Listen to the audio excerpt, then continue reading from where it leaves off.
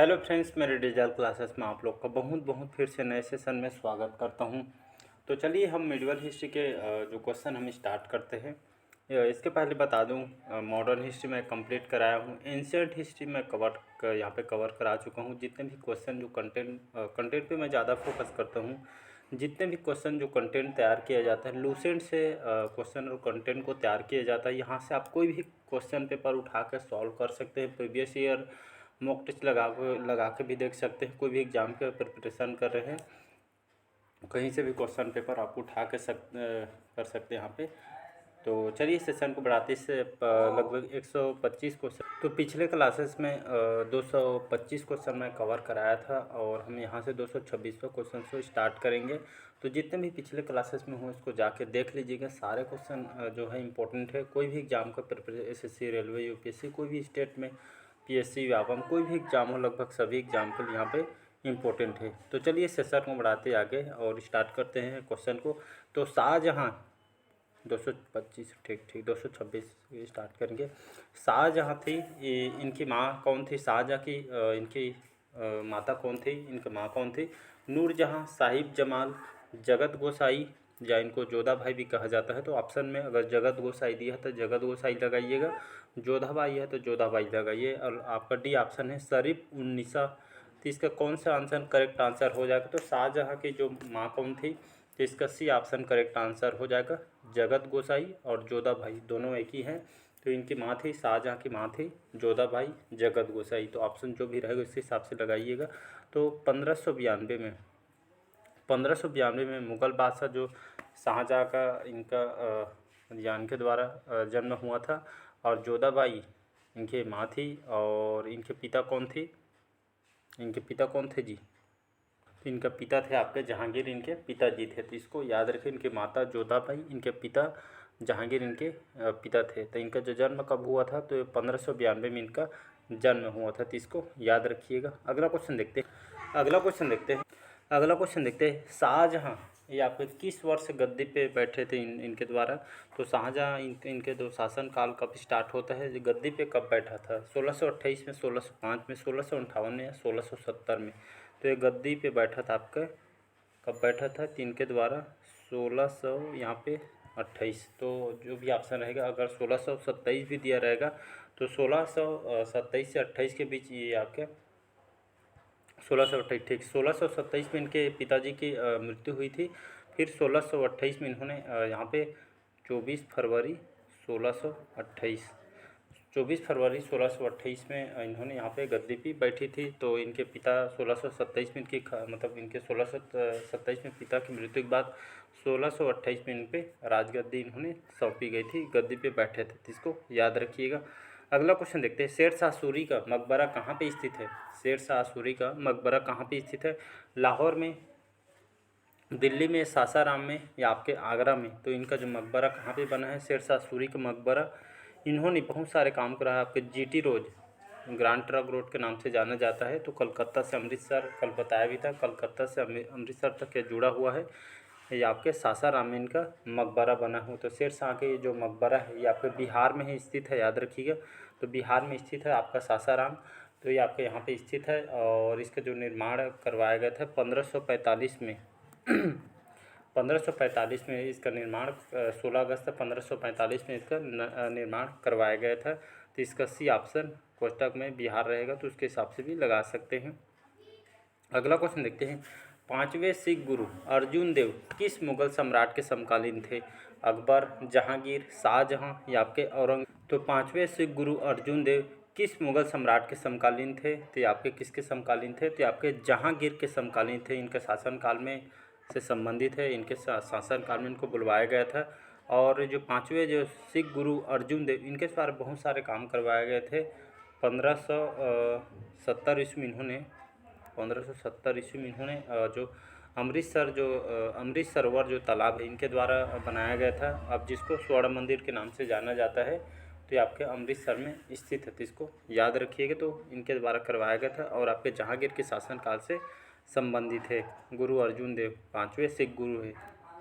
अगला क्वेश्चन देखते हैं। मलिक मोहम्मद जायसी ने पद्मावत किसके शासनकाल में लिखी थी? मलिक मोहम्मद जैसी द्वारा पद्मावत जो बुक इनके द्वारा लिखी गई थी किसके शासनकाल में लिखी गई थी? अकबर, शेर शाह, औरंगजेब या आपके जहांगीर? तो पद्मावत जो है आपके हिंदी साहित्य, याद रखिए पद्मावत जो है हिंदी साहित्य के अंतर्गत एक सूफी परंपरा का एक प्रसिद्ध महाकाव्य है। ये आपके शेर शाह और शेर शाह के शासनकाल में इसको लिखी गई थी। इसको बी ऑप्शन इसके करेक्ट आंसर हो जाएगा। याद रखिएगा किसके द्वारा लिखी गई है पद्मावत को? तो मलिक मोहम्मद जैसी के द्वारा लिखी गई थी। आपकी इनकी मूवी भी आई हुई, इसको याद रखिएगा। अगला क्वेश्चन देखते हैं।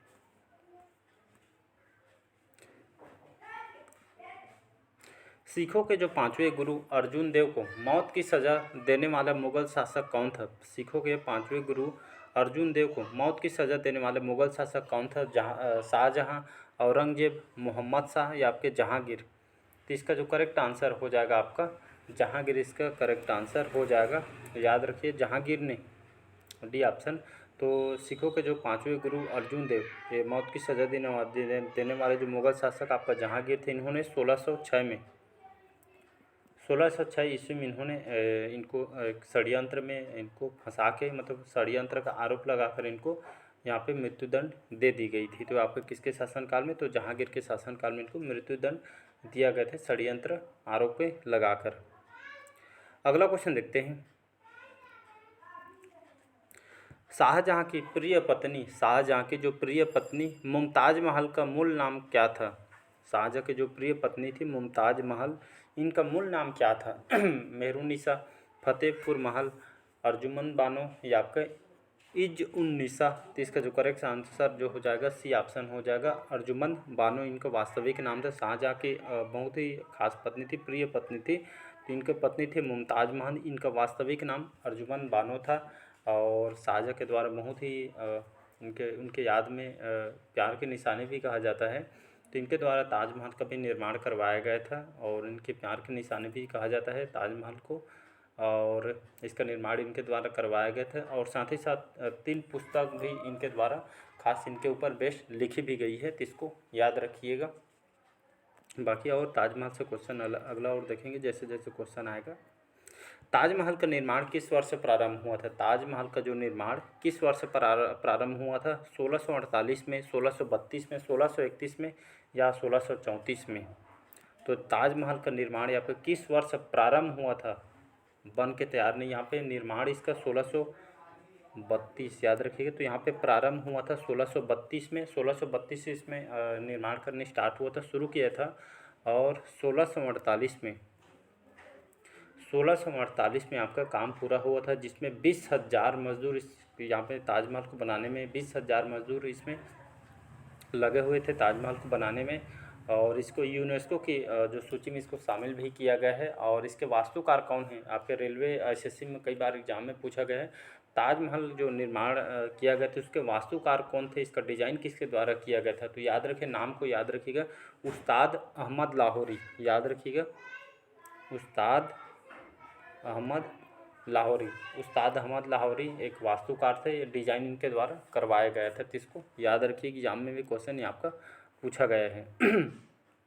अगला ये आपका क्वेश्चन सीजीएल में क्वेश्चन पूछा गया, सीजीएल में और एनटीपीसी में। अगला क्वेश्चन है, आलमगीर की उपाधि किसने धारण की थी? आलमगीर की उपाधि किसने धारण की थी? अकबर ने, बहादुर शाह ने, शाहजहाँ ने, आपके औरंगजेब ने? तो इसका जो करेक्ट आंसर हो जाएगा औरंगजेब, इसका करेक्ट आंसर हो जाएगा। तो औरंगजेब ने ही आलमगीर की उपाधि आपके इन्होंने धारण की थी। अपने जो शासनकाल में बहुत ही मुगल साम्राज्य में विस्तार, इन्होंने शक्तिशाली शासक तो था ही, लेकिन अपने जो राजपाट को बहुत ही विस्तार किया था अपने शासनकाल के दौरान। अगला क्वेश्चन देखते हैं। अपने पुत्रों के बीच उत्तराधिकारी के युद्ध में शाहजहाँ को कैद कर लिया गया था। दारा शिकोह, शाह शुजा, मुराद बख्श या आपके औरंगजेब ने? तो इसका जो करेक्ट आंसर हो जाएगा औरंगजेब, इसका करेक्ट आंसर है। तो अपने पुत्रों के बीच उत्तराधिकारी के जब युद्ध हो रहा था तो उसमें शाहजहाँ को कैद कर लिया था आपके औरंगजेब ने कर लिया था। तो इसका डी ऑप्शन करेक्ट आंसर हो जाएगा। अगला क्वेश्चन देखते हैं।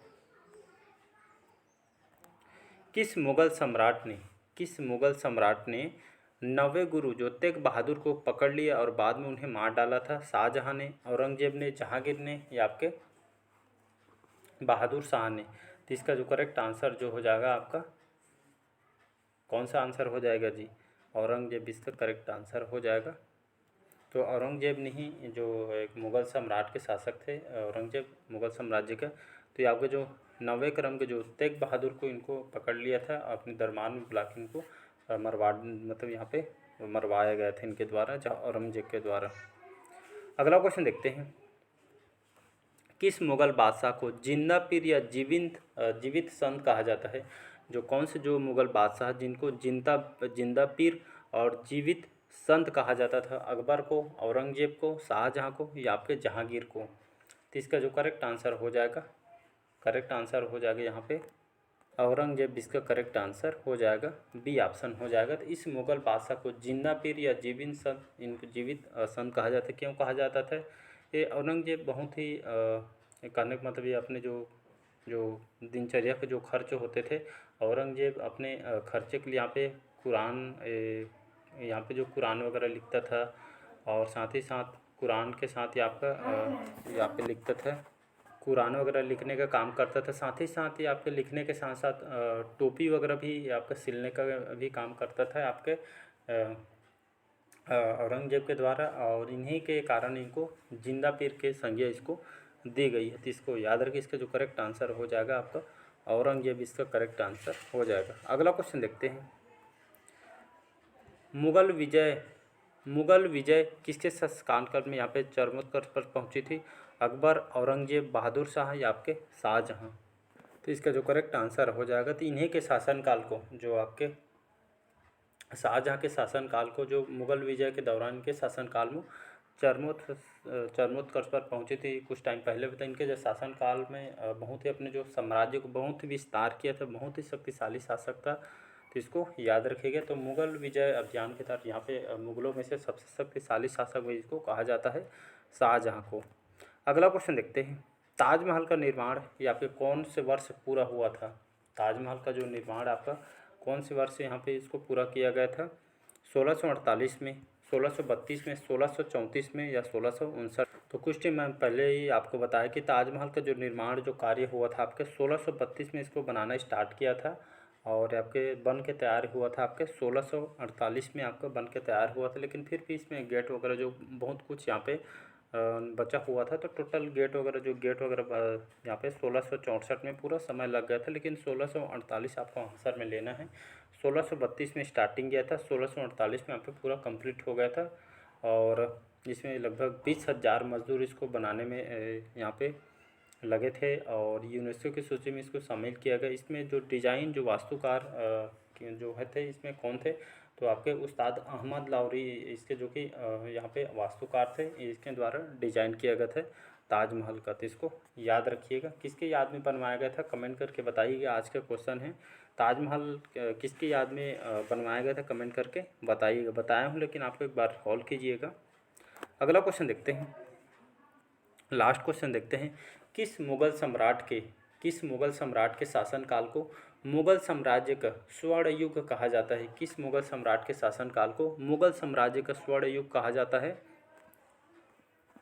अकबर, शाहजहाँ, औरंगजेब या आपके जहांगीर? तो इसका जो करेक्ट आंसर हो जाएगा, तो जो मुग़ल सम्राट जो शाहजहाँ इन्हीं के शासनकाल को मुग़ल साम्राज्य का स्वर्ण युग माना जाता है। तो स्वर्ण युग इनके शासनकाल को क्यों कहा जाता है? इसके पीछे उद्देश्य क्या, इनके द्वारा कौन से जो कार्य है इनके शासनकाल को मुग़ल साम्राज्य का स्वर्ण युग माना जाता है? तो शाहजहाँ के इनके शासनकाल को स्वर्ण युग इनके शासनकाल को इसलिए कहा जाता है, इनका अगर देखेंगे 1627 से 1658 तक इसका मतलब इनका शासनकाल रहा था। इनके द्वारा बहुत सारे काम करवाए गए थे यहाँ पे लोगों के लिए, जैसे कृषि सिंचाई व्यवस्था। एग्जाम में पूछा कृषि जो सिंचाई व्यवस्था किसके द्वारा किया गया था? तो याद रखिए शाहजहाँ के द्वारा करवाया गया था।